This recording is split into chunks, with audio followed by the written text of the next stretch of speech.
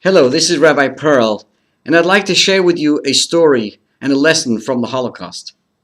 I'm speaking about a story that relates to the chairman and chief global strategist of Starbucks, Mr. Schultz. When he was in Israel, he went to Mea Shearim along with a group of businessmen and had the opportunity to have an audience with the late Rabbi Nosson Tzvi Finkel, the head of the Mir Yeshiva. He had never heard of him, didn't know anything about him, and there they gathered in his study and waited about 10 to 50 minutes for him to arrive. Finally, the doors opened.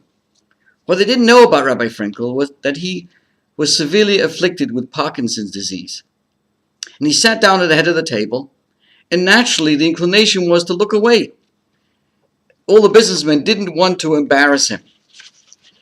As they were all looking away, they heard a big bang on the table.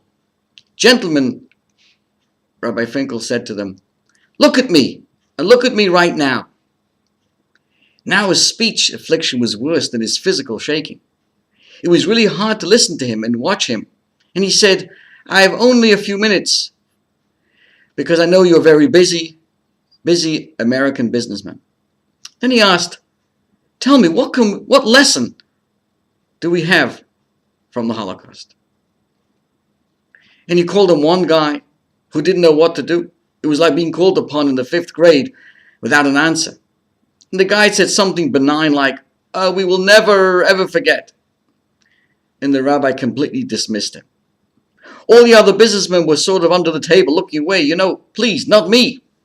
He called on another guy who had such a fantastic answer. "We will never, ever again be a victim or a bystander."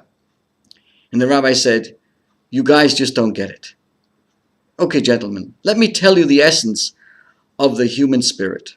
As you know, during the Holocaust, people were transported in the worst possible inhumane way by rail cars. They thought they were going to work in a work camp.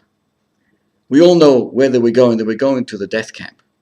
After hours and hours of this inhumane corral with no light, no bathroom, cold, they arrived at the camps. The doors were swung wide open, and they were blinded by the light. Men were separated from women, mothers from daughters, fathers from sons. They went off to the bunkers to sleep. As they went into the area to sleep, only one person was given a blanket for every 6. The person who received the blanket when he went to bed had to decide, am I going to push the blanket to the 5 other people who did not get one, or am I going to pull it towards myself and stay warm? And Rabbi Finkel said, it was during this defining moment that we learned the power of the human spirit, because we pushed the blanket to 5 others. And with that, he stood up and he said, take your blanket, take your blessings, take it back to America and push it to 5 other people. An amazing lesson. The Almighty God has blessed us. Rather than pulling it to ourselves, let's share it with others.